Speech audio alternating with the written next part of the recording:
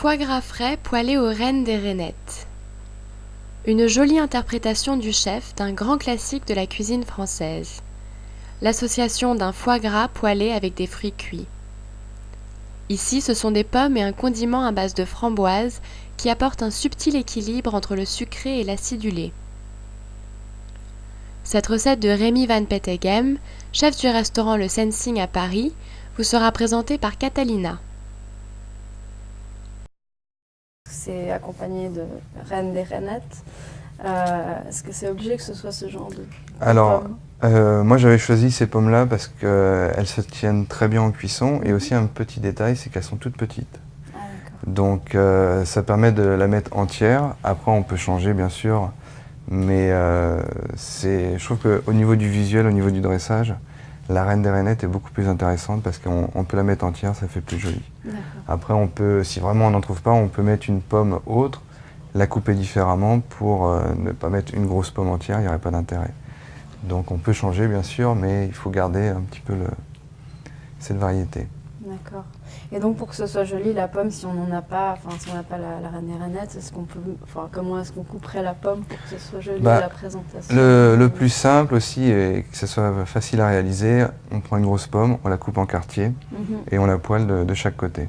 D'accord. Et ça permet d'avoir un petit peu retrouver ce côté caramélisé, la peau. Moi je garde toujours la peau de la pomme, justement pour montrer un petit peu la variété de la pomme. D'accord. Pour montrer qu'on n'a pas pris une golden toute simple qui va être jaune, c'est pour montrer on a des très beaux produits en France, il faut en profiter. Donc moi je laisse toujours la peau, il y a des gens parfois qui me disent la peau elle n'est pas agréable et tout ça.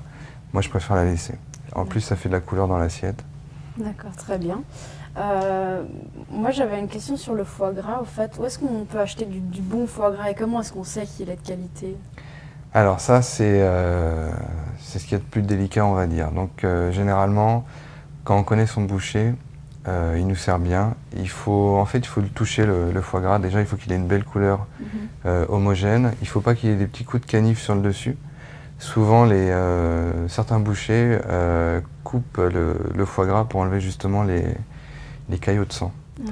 Donc ça veut dire que le foie gras il a été un petit peu maltraité, peut-être mal gavé. Donc souvent, quand il y a des petits coups de couteau partout sur le foie gras, ça veut dire qu'il a été maltraité. Donc en fait, il faut qu'il soit une belle couleur, un petit peu jaune, bien lisse, pas granuleux. D'accord.